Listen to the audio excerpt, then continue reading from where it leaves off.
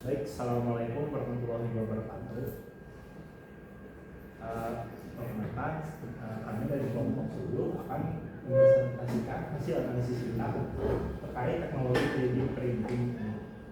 Perkenalkan, nama saya Muhammad Farid Sidika Zaki dengan NIM 24 151 1017 dan dengan teman saya Farida Zahia dengan NIM 24 1515109. Perkenalkan, nama saya Irfan Supir Semarang dengan NIM 2415111014. Baik, dan ini kita akan mempresentasikan apa yang telah kita analisis. Ya, dimulai saja langsung oleh Saudara Supriyadi.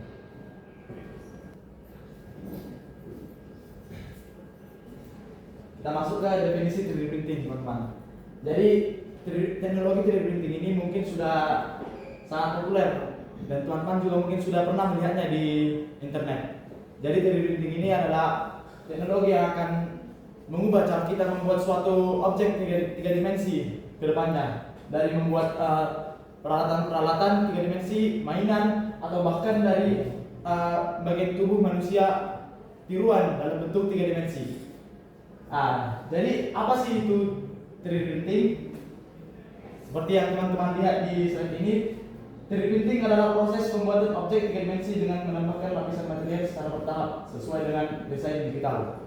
Jadi proses ini juga disebut dengan additive manufacturing, yang dimana desain dari objek 3 dimensi tersebut akan dibagi menjadi lapisan tipis 2 dimensi yang akan ditumpuk secara terus-menerus, lapisan demi lapisan untuk hingga objek 3 dimensi tercetak sepenuhnya. Jadi cara kerja dari 3D printing ini yaitu langkah pertama yaitu membuat desain 3 dimensi menggunakan software tertentu. Setelah itu file akan dikirim ke 3D printer. Setelah 3D printer menerima data atau file tersebut, 3D printer akan mulai melelehkan material tersebut dan melakukan proses seperti definisi 3D printing berikut, yang dimana akan membagi desain dari 3 dimensi tersebut menjadi lapisan-lapisan tipis 2 dimensi yang akan ditumpuk secara terus-menerus hingga objek dari 3 dimensi yang didesain tersebut tercetak sepenuhnya. Jadi ada banyak material yang digunakan dalam teknologi 3D printing ini.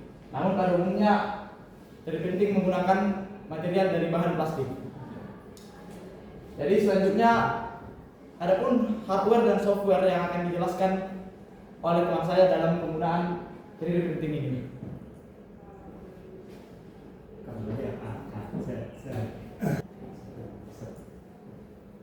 Oke, maka nama saya Muhammad Farid, saya saudara teman dari Irfan Supriyadi yang menjelaskan tentang definisi ini. Selanjutnya di sini saya akan membahas terkait teknologi antara hardware, software, dan juga di bagian rendernya. Baik, yang pertama 3D printing.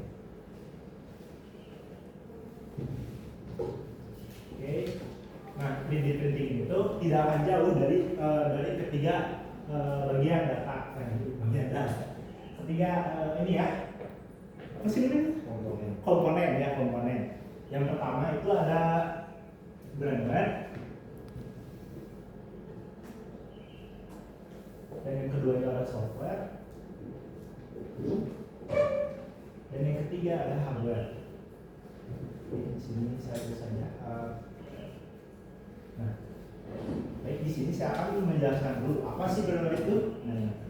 Jadi render itu adalah seorang manusia yang menggunakan teknologi dari 3D printing ini untuk kebutuhan entah itu membuat sesuatu seperti tadi proses manufaktur, entah membuat untuk sebagai desain arsitektur, atau tentang di bidang medis juga adalah. Nah, render ini nanti itu ketika dia ingin menciptakan suatu desain 3D, nah otomatis dia akan menggunakan teknologi 3D printing ini. Tapi bagaimana cara bekerjanya? Nah, cara bekerjanya itu dengan cara seorang manusia ini harus membuat desainnya itu di sebuah software yang bernama CAD. Di CAD ini manusia itu akan membuat desain-desainnya seperti membuat desain-desain rumah, desain-desain yang berbau 3D. Nah, ketika si manusia itu telah berhasil membuat desain di CAD ini, komputer tidak semena-mena akan mengambil sebuah desain itu dari manusia ini, tapi harus diubah dulu menjadi baris kode. Kita kan sudah belajar ya seperti apa itu komputer itu bekerja, yang dimana komputer itu bekerja itu ketika dia itu dibuat sebuah kode. Nah, desain 3D yang sudah dibuat di CAD harus diubah jadi kode oleh software yang bernama Slicer. Di sini, ketika manusia itu menciptakan desain di aplikasi CAD dan akhirnya dikodekan oleh aplikasi Slicer, nantinya 3D printing atau dari komputer dan teknologi itu akan mengerti apa yang akan diciptakan oleh manusia ini. Nah, untuk komponen-komponen yang diciptakan itu, hardware yang dibuat yang berada di teknologi 3D printing itu ada banyak, ada 9. Jadi yang pertama itu ada hot end. Nah, apa sih fungsi hot end itu? Jadi fungsi hot end itu adalah untuk memanaskan sebuah Nah, apa sih fungsi hot end itu? Jadi di sini bisa dilihat ya. Jadi fungsi hot end itu adalah untuk memanaskan sebuah filamen atau bahan plastik yang nantinya itu bisa dicetak di bagian printer ini. Jadi hot end itu ya tadi ya, yang seperti saya definisikan itu, ketika bahan filamen atau bahan plastik, bahan dasar untuk menciptakan output itu dipanaskan di sini. Jadi itu untuk panaskan bahan. Bisa saja ya. Nah, nanti setelah dipanaskan, itu tuh akan di-outputkan di extruder. Extruder, di mana fungsi extruder ini adalah untuk menampilkan atau mengeluarkan filamen-filamen panas tadi yang sudah dipanaskan di hot end. Nah, extruder ini itu bergerak secara X dan juga sumbu X dan juga sumbu Y. Nah, sumbu X dan juga sumbu Y itu akan diaplikasikan di aksis motor. Coba. Oke, ini di output filamen ya, tulis saja. Aksis motor itu akan dibuat dengan sumbu X dan Y. Nah, karena kebanyakan pada umumnya itu komponen 3D printing itu menggunakan sistem FFF atau Fused Filament Fabrication, di mana komponen itu yang sudah dijelaskan tadi oleh teman saya Supriyadi, ketika 3D printing itu akan mengoutputkan itu secara sumbu X dan juga sumbu Y, di mana itu secara menumpuk, dan biasanya ketebalan dari output yang dihasilkan itu sekitar 0,1 hingga 0,2 mm. Nah, setelah itu di sini ada komponen selanjutnya, ada bed leveling sensor. Bed leveling sensor itu ketika terdapat sebuah printer bed ini, di sini itu ada sensor. Nah, di mana bed leveling sensor itu tugasnya itu untuk menganalisis kerataan dari si printer bed ini, sehingga ketika nanti si extrudernya itu nempel bisa adaptasi gitu. Lalu selanjutnya ada mainboard. Mainboard ini yang berfungsi untuk komponen-komponen yang tadi ya, komponen-komponen komputer dan lain-lain sebagainya. Lalu ada extruder. Extruder ini, ini harusnya ini yang power supply. Jadi power supply itu untuk apa? Power supply itu untuk memberikan power, energi listrik, menyalurkan energi listrik dari ke teknologi 3D printing ini. Lalu di sini ada filamen sensor yang berfungsi untuk menyimpan si bahan-bahan filamen plastik ini sebelum dipanaskan di hot end. Jadi itu bentuknya itu seperti roll gini, seperti roll. Itu di sini itu akan dikelilingi oleh filamen-filamen yang bentuknya seperti benang. Gitu. Lalu selanjutnya ada fan. Nah, ketika bahan filamen plastik itu sudah dipanaskan di hot end, lalu di-outputkan ke extruder di print bed, maka bentuknya itu masih panas itu tuh, sehingga harus didinginkan oleh fan ini. Fan ini fungsinya untuk mendinginkan bahan-bahan yang sudah di-outputkan gunakan di printer bed ini. Baik, selanjutnya ini ada tadi penjelasan bagian softwarenya. Oh ya, ini ada contoh software CAD juga, ada AutoCAD, Tinkercad, Blender, SketchUp, dan Max Mixer. Lalu di slicing itu ada Pulsar Slicer, Media Maker, Ultimaker, atau Key Slicer, Splicer, dan lain-lain. Oke, lalu selanjutnya kita akan membahas penerapan di aplikasi yang menggunakan 3D printing ini oleh teman saya, Faria. Selanjutnya saya akan menjelaskan judul yang kelompok kami tentukan, yaitu Prosthetic Implant dengan teknologi 3D printing. Kemampuan 3D printing dalam mencetak objek 3D dapat membantu industri kesehatan menghasilkan prostetik dan implan sesuai dengan kebutuhan pasien. Nah, implan yang dimaksud di sini adalah berupa implan tulang yang dapat mengikuti bentuk dan ukuran dari tulang yang rusak ataupun prostetik dari sebagian anggota tubuh pasien agar lebih nyaman saat digunakan. Nah, dalam dunia kesehatan, implan gigi merupakan salah satu penggunaan teknologi 3D printing pertama yang disetujui secara medis. Sejak saat itu, FDA telah menyetujui teknologi 3D printing untuk mengembangkan implan kompleks lainnya. Teknologi 3D printing dapat meningkatkan kesesuaian dan fungsi prostetik. Teknologi ini telah menjadi mudah diakses dan terjangkau, dan beberapa orang menggunakannya untuk membuat anggota tubuh mereka sendiri. Enable, komunitas relawan global, telah membuat lebih dari 8.000 tangan dan lengan prostetik untuk orang-orang di seluruh dunia. Prostetik tradisional sering mengalami masalah seperti ketidaknyamanan dan ditinggalkan karena tidak pas atau estetika yang buruk. Namun, 3D printing telah mengubah landscape desain prostetik dengan memungkinkan kostumisasi menggunakan bahan-bahan biokompatibel.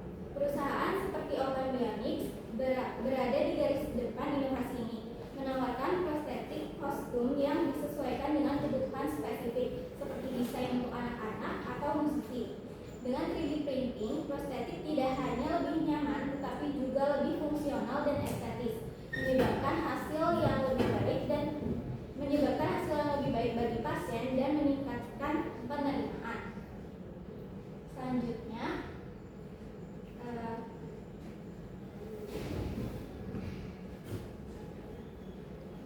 Selanjutnya terdapat judul kedua yang akan dijelaskan oleh teman saya, yaitu Irfan.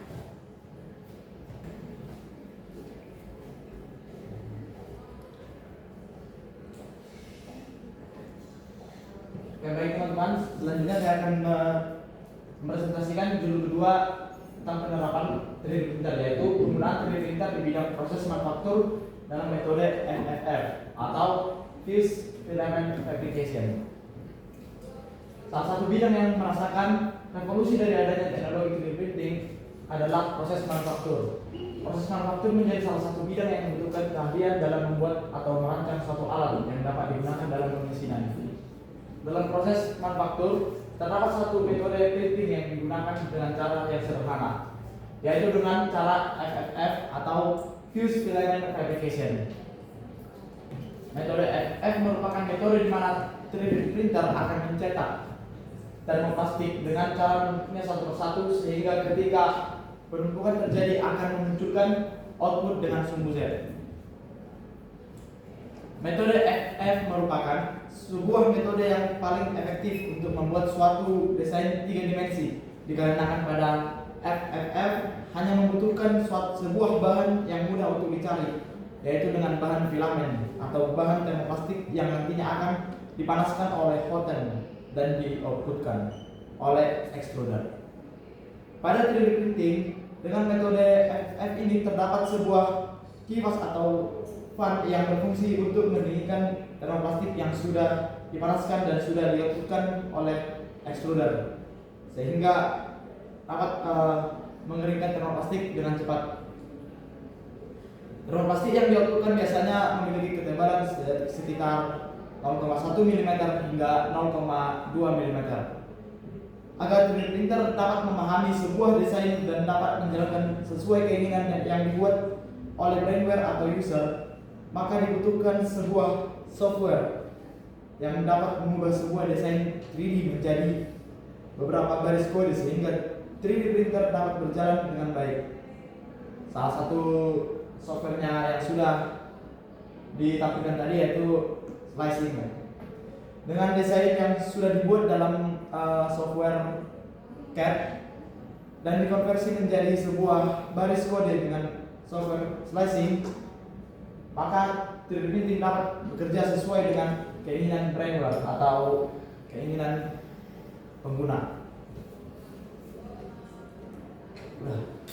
Jadi kesimpulan dari presentasi yang telah kami bahas mengenai teknologi 3D printing ini yaitu pencetakan 3 dimensi telah membawa perubahan besar bagi berbagai industri di seluruh dunia. Pencetakan 3D telah mempercepat berbagai proses penting, meningkatkan produktivitas, dan dalam beberapa kasus bahkan meningkatkan kesehatan dan kesejahteraan.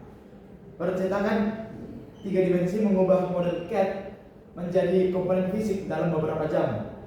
Memproduksi komponen dan rakitan dari model konsep satu kali hingga prototipe fungsional dan bahkan produksi skala kecil untuk pengujian. Hal ini memungkinkan desainer dan teknisi mengembangkan ide lebih cepat dan membantu perusahaan memasarkan produk lebih cepat. Sekian dari kelompok kami kelompok 7, kami undur diri. Untuk pertanyaan-pertanyaannya bisa kalian komen aja di bawah, ya boleh kalian komen aja, nanti kita balas diusahakannya. Baik, sekali lagi terima kasih. Kami undur diri. Assalamualaikum warahmatullahi wabarakatuh.